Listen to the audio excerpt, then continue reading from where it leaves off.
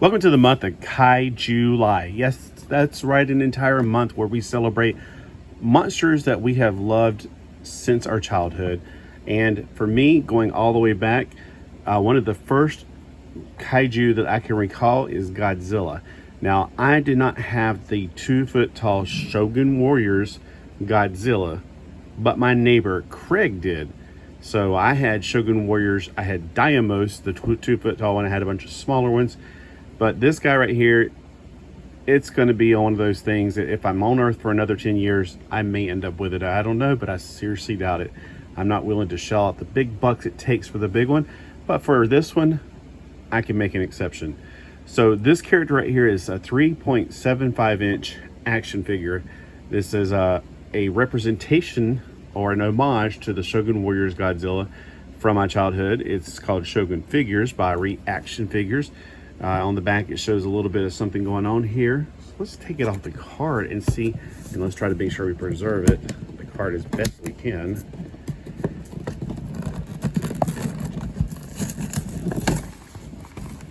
We're going to take a look at Godzilla off the card.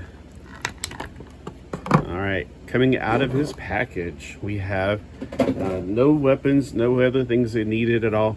He's just one big lovable character. Now the thing that's interesting is if I get out my other Shogun warriors that are also about this size, they're a little bit constructed differently. It would probably go well with him. Now I wish that they had some way of pushing a button and firing his fist, but then again, with modern day rules, his fist would be too big to make it look really good on him. So let's take a look at this beautiful Godzilla face. Now I have other versions of Godzilla from nothing as big as the original 2-foot tall one that I'll be showing off this month. All right, now here's the thing that I remember from, and I haven't opened, I just opened it, you obviously saw that, that we had on the other one. Now there was a button on the back of the Godzilla that would make his little flickering tongue come out. It wasn't quite like that, but it would make the tongue of fire come out.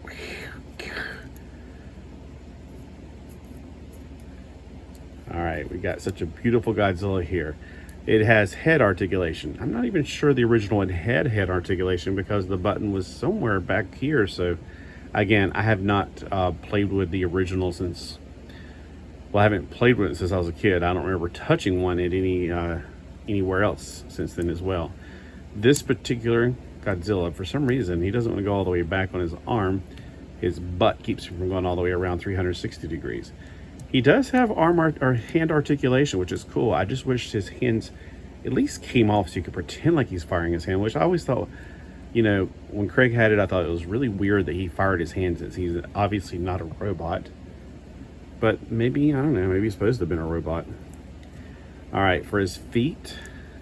Now, what's kind of funny is that this is how I grew up thinking that Tyrannosaurus Rex was. He fully erect with his tail hanging down. And then, of course, later on, they said, no, they're more like this, you know, like hanging out like this. So for him, his feet only go up so far. On the bottom, we have Super 7 China, TM, trademark, and copyright by Toho on the other foot. We have one peg-o, which I'm not sure exactly what that's going to be used for. But I guess if you have a stand and you want to stand him up, he's not hard to stand, obviously. Even without his tail being a third leg, he stands fine. All right, the tail also has articulation, which I'm not sure why. I guess you can, if you want it like this or something. And I don't know why you'd want it like that. That's awkward. So this hand has articulation. I'm not sure if this hand is just stuck or if it's just not articulated. On the toy, only the right hand fired anyway, I'm pretty sure. Like I said, it's been a long time. That was back in the 70s. And it's been a long time since I was in the 70s. So let's take a very close up of his little eyes right here. Now let's see, does he actually stand 3 7/75 of an inch tall, or what we call 3 3/4? They lied to us. He actually stands 4 inches tall. And for everybody else in the world, that is about 10 centimeters tall. Maybe your Godzilla can attack other people, like I have a mecha here that's like, rah, he's like fighting him. Or, I don't know, I don't have anything handy that I was thinking about using for him. But Here's Micro Man, who's 8 centimeters tall. Now, I do think it would be awesome if they made other Shogun figures, or what we know as Shogun warrior figures, in this scale to accompany him. At least the Rodan, that would be awesome. Rodan was another character. I never saw it in anybody else's house when I was a kid. Like, Craig had this. He did not have Rodan as far as I'm aware of, but I do vaguely remember seeing it on the box. I think Craig had the box for a long time. So Rodan would be another great character to have. If you have a chance to pick this up, I highly recommend it, because honestly, for most of us who aren't super rich, this is as close as we're going to get to this thing. So share with me below some of your memories of having or playing with the original toy back in the 70s. Like I said, for me, I remember his firing fist, and I do remember the tongue of fire, and just the all-around incredible awesomeness of this figure. And I really wish that one day, I wish that maybe they had a yard sale and sold it, and I would have bought it for $0.25. That would have been awesome. As far as other Shogun warriors, I had Diamos when I was a kid. My neighbor Randy gave me one. I can't remember which one it is. I'm sorry, Randy. He gave me his whenever he felt like he was growing out of it. He realized, I'm not growing up. I refuse. And then I bought, so the 3 I had when I was a kid, I think it was Mazinger. And I bought one at the flea market for $5. It was rating, actually, and I was like so excited, and I had to calm down. I don't want them to think I'm excited, and they'll charge me more. I came out, I was like, how much is that giant robot figure? And he's like, $5. I was like, okay. And I turned around so giddy, and my cousin's like, how did you do that? I'm like, I don't know, but I'm on fire. Fire.